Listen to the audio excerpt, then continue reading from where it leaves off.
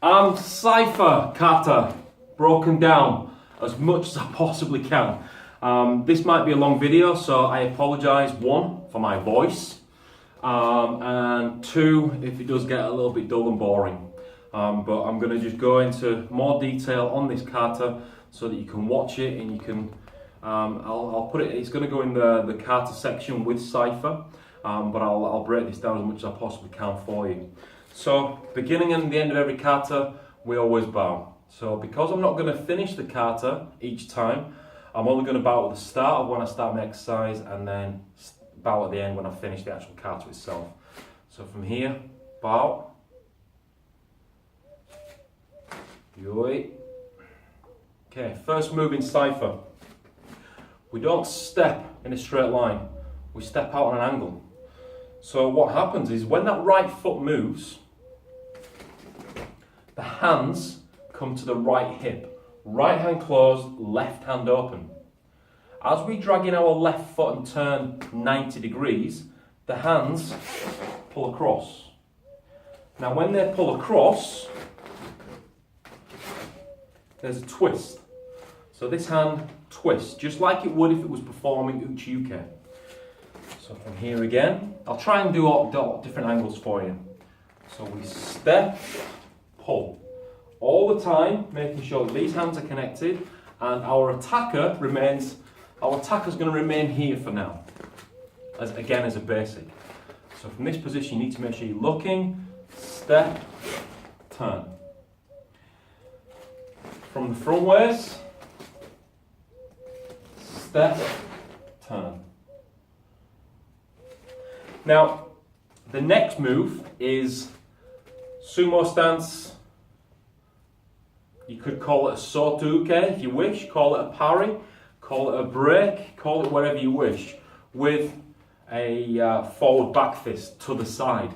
So from here, stepped in. When we step away, left leg steps back, at the same time, left arm clips right elbow. Elbow prepares, back fist prepares, left arm back to solar plex. Make sure there's a bend in the wrist for the back fist, and then come back. So from here, 1, 2. From this position, foot and hand, 1.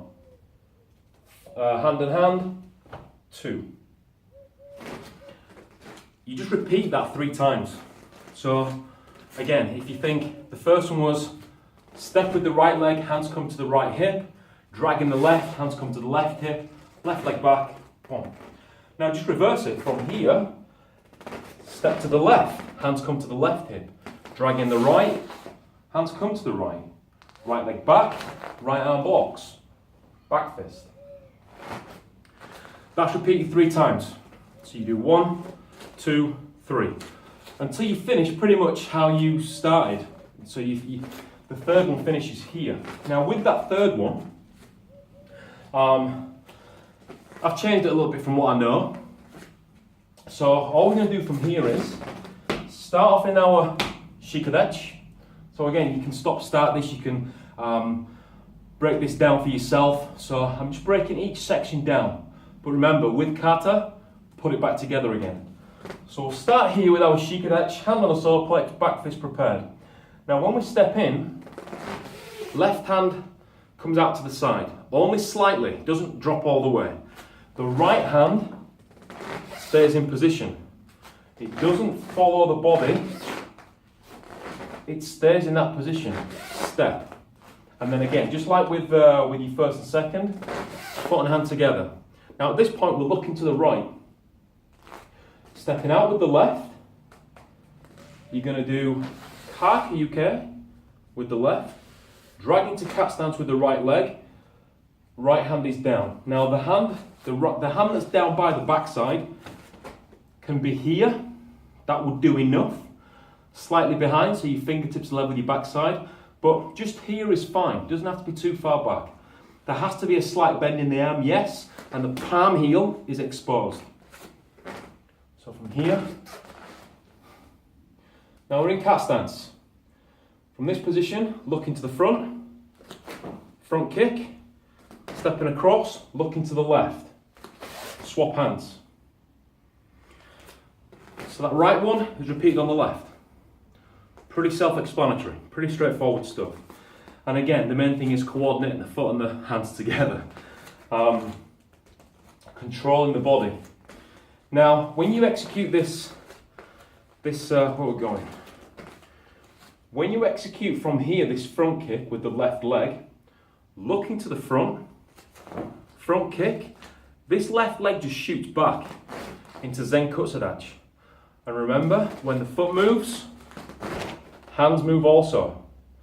So we're going to grab eye level, hands crossed at the wrists, not the elbows, hands crossed at the wrists. We're in Zen Kutsudachi now, long stance. We pull in, right into the hip, strike out collarbone level.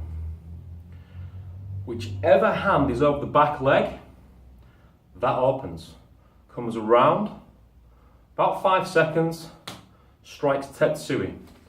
The goal here is the ankle of the front leg, have that the same on the arm. So not here, more here. So pretty similar. So everything's nice and tidy. If we just go back to the first part, forearm, shin, body. This hand, all one line downwards. Shoulders, bicep, this arm here, top of the legs, all have this angle. So your vertical lines all match and your diagonal lines all match, okay? It's just aesthetically pleasing. And it looks neat. So from here we come around. Now, the part that I have changed is we are going to turn into our Sanchindachi, pigeon toe stance, with a Kakiyuke block. Now, the reason that I've changed that is purely because you're in Zen Kutsudachi. So, by calculations and by the dimensions of the stance, you have 70% of your weight on your front leg. So, why would you take that 70%, transfer it all back? Let's face it, some of us have got a little bit more weight than others. So from here, just push forwards, step. So the left foot comes in, step. But remember, as the foot moves, so do the hands. And then we're going to turn, block Kakiyuke, I'll do this from the front, and pull in.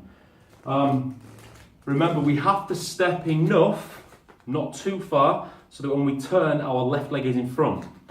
So from this point of view, step, don't go too far, just here will do. Turn with the block, Kakiyuke, and pull. Solar plex with the Kakiyuke as you would for Kion, and pull in. Kakiyuke should finish fist shoulder height as an Ichuke would. So we're now in this position. So I'll do it from the back and from the front. One, so we're here now. Then what we do is extend this left leg, Zen Kutsudachi. Now again, remember when the foot moves, hands move.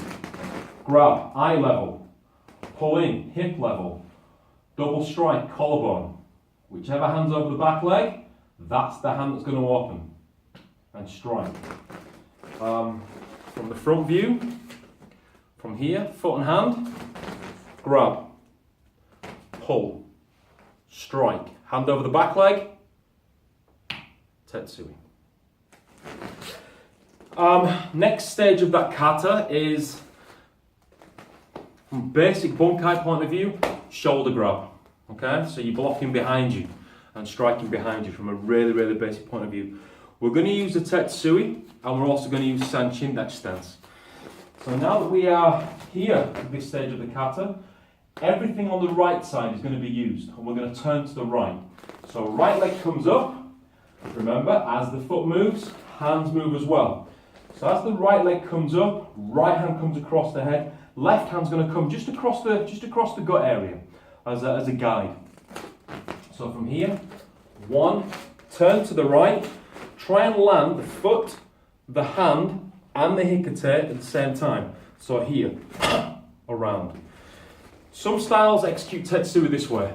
Tadashi, I've made it more this way, purely because that's the natural motion for the arm. You naturally want to come around.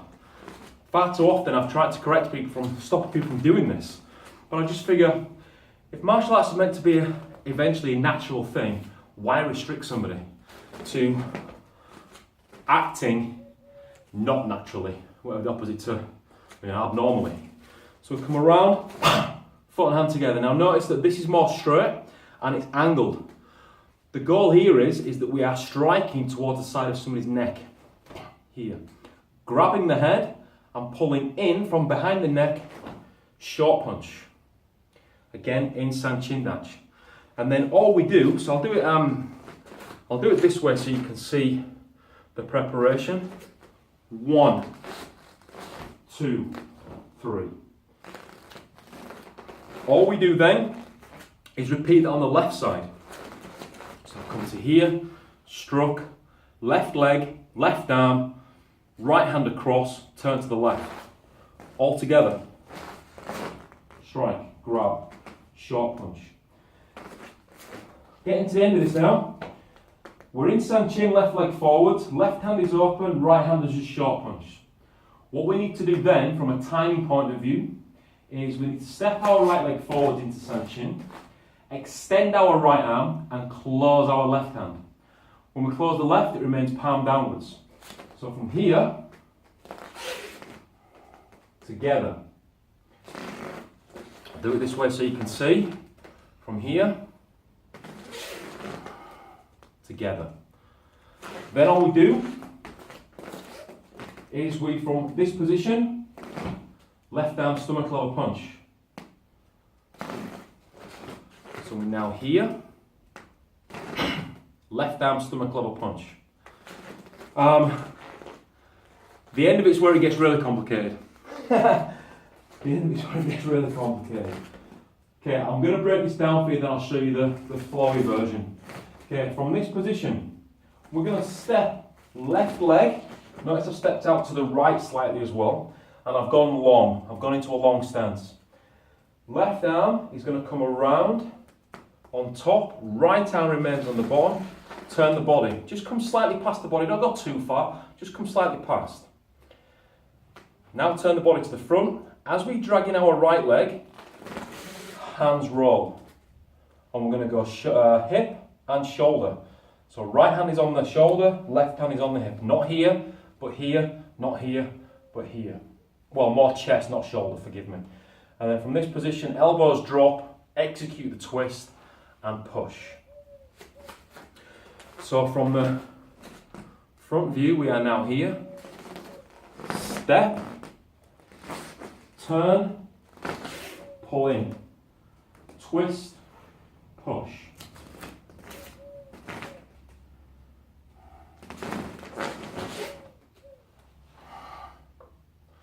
And then we'll do this front way so you can see. And then we'll just put the timing in there as well.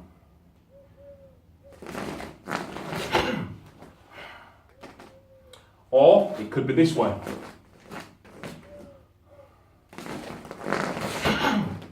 Push. It all depends on you. It's what you think of the kata itself.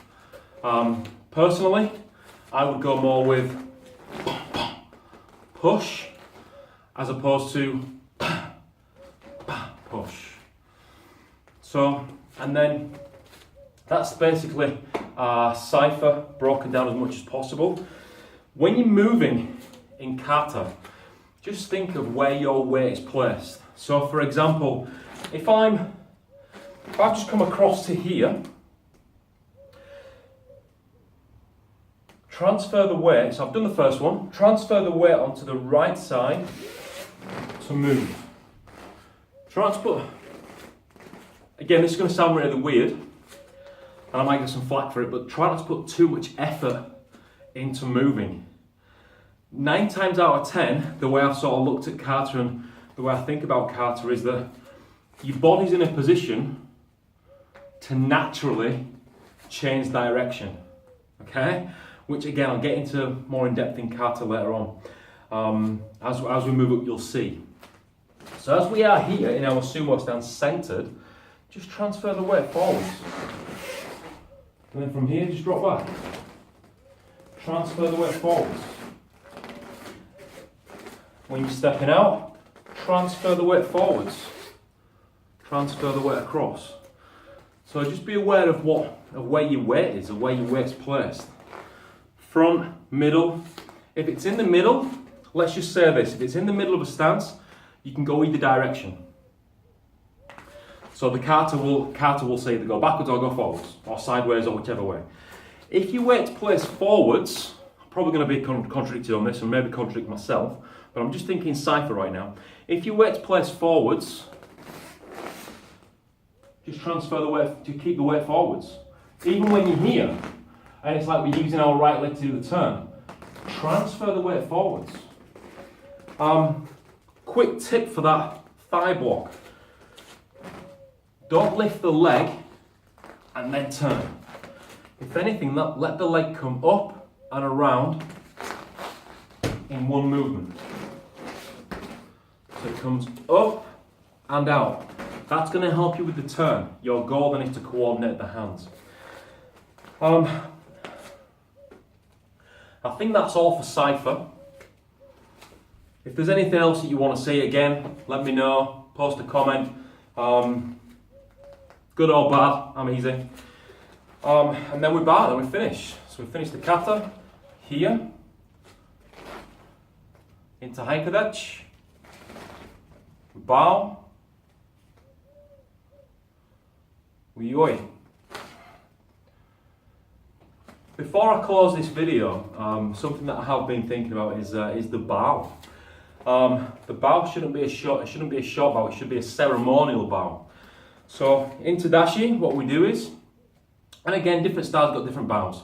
Okay, so some you might find stand here like this in a ready stance, some you might find do all this kind of stuff, but there's no need to dashi. Hands down by your side like you're holding a wheelbarrow.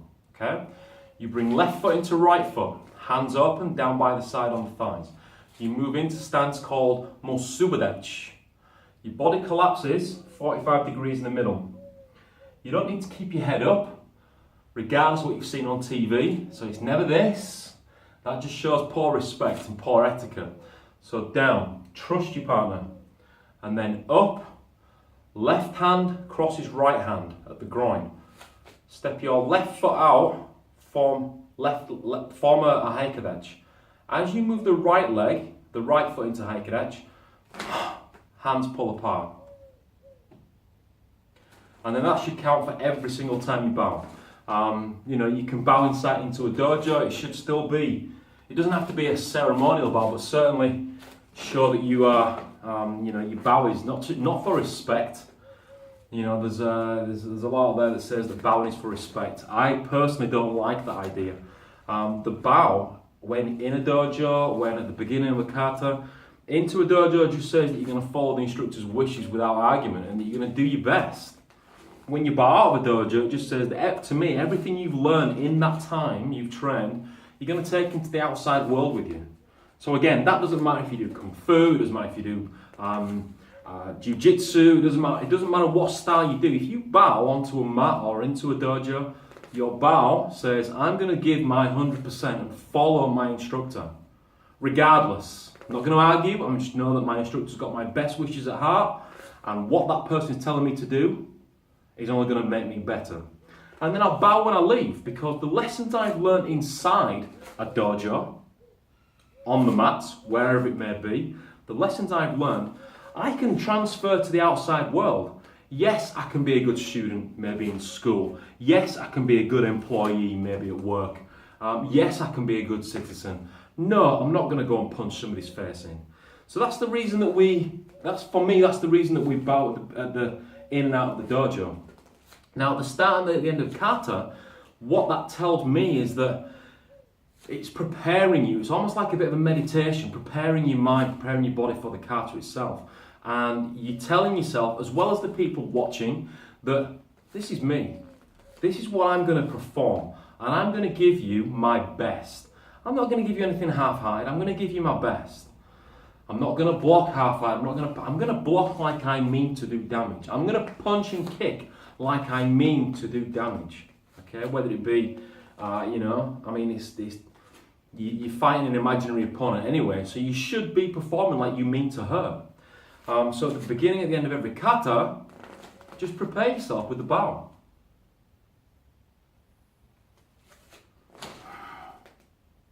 Now I'm not saying this, to me that's not correct. That's half-hearted, don't really care kind of bow.